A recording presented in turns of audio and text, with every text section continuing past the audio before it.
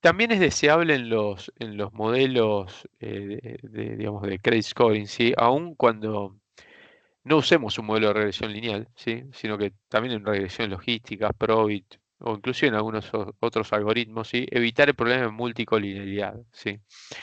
Entonces, en ese sentido, conviene hacer un prefiltro de las variables por coeficiente de correlación, ¿sí? Computar el coeficiente de correlación simple de las variables predictivas y eliminar aquellas que tengan algún coeficiente de correlación mayor a un valor máximo tolerable que es arbitrario, si por ejemplo 0.75. ¿Por qué 0.75 es completamente arbitrario? Sí, puede ser un poco mayor, puede ser un poco menor, ¿sí? Pero bueno, de vuelta, es un valor arbitrario, ¿sí? Y tengan en cuenta que, obviamente, cuando nos encontramos con esta situación, variables que tengan un coeficiente de correlación mayor a este nivel máximo tolerable, no se eliminan las dos variables, ¿sí? Se suele eliminar una de las dos, porque una vez que eliminamos una de las dos, ya no deberíamos tener potencialmente problemas de colinealidad entre esas variables, ¿no? Entonces lo que se hace es, a ver, en general es usar algún criterio para elegir cuál de las dos debemos eliminar. Por ejemplo, eliminar la que tenga menor information value de las dos, porque es la que menos poder predictivo del default tiene. Y también aquí podemos usar el factor de inflación de varianza de la primera parte de la materia, ¿sí?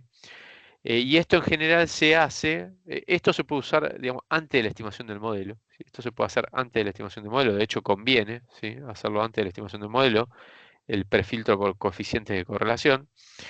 Pero una vez que estimamos el modelo, digamos, y tenemos una serie de variables que entraron en el modelo, lo que podemos hacer es computar el factor de inflación de varianza, ¿sí? Que se computa de esta manera, con una regresión lineal, ¿sí? Computamos el R cuadrado, ¿sí? De esa regresión lineal con una de las variables explicativas como, digamos, como dependiente, regresionada respecto al resto de las variables explicativas que entraron en el modelo, ¿sí? De score.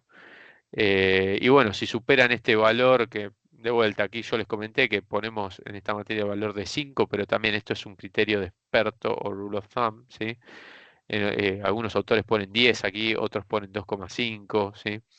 Pero bueno, si supera alguno de estos criterios de experto, el que a ustedes les parezca más apropiado, entonces esa variable sí debería ser eliminada, ¿sí? Y si tenemos más de una variable que cumple con este factor de inflación de varianza, probablemente lo que nos conviene es también ir eliminando la que tenga menos significativa estadística de acuerdo a alguna prueba, ¿sí? Como prueba CF, ¿sí? O de razón de verosimilitud, o bien eliminar la que tenga menor information value, ¿sí?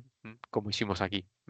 Y así ir probando hasta que no tengamos más variables que tengan un factor de inflación de varianza asociado mayor a 5, por ejemplo, ¿sí? Entonces ya podemos concluir que ahí no hay problemas de multicolinealidad, ¿sí? Inclusive también un indicio de que puede haber multicolinealidad en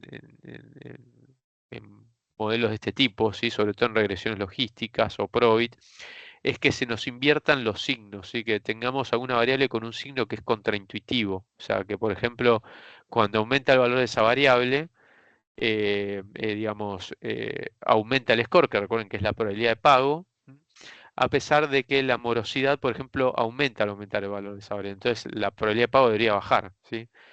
Esa inversión del signo a veces es un indicio de que hay multicolinealidad entre variables. Y entonces, si se llegan a encontrar eso, computen los factores de inflación de varianza y revisen si no tienen un problema de multicolinealidad entre las variables que metieron en el modelo de credit score, ¿sí? Y probablemente, bueno, habrá que proceder de alguna de estas maneras. Si alguna de las variables la que tenga menor information value o algo por el estilo, o la que, pues si es una sola, la única que tenga un factor de inflación de varianza mayor a este valor límite, habría que eliminarla del modelo, sí, probablemente. Bueno, con esto concluimos esta serie de videos, sí. Nada, después ya en videos posteriores vamos a seguir hablando de Credit Score y todavía tenemos material al respecto, pero en las próximas slides vamos a hablar y videos, vamos a hablar ya de cómo medir la performance de modelos de score y su estabilidad, ¿sí? Mm. en distintas muestras, ¿sí? La estabilidad de la distribución del score, etcétera, ¿sí? Pero bueno, lo hablamos en los siguientes videos.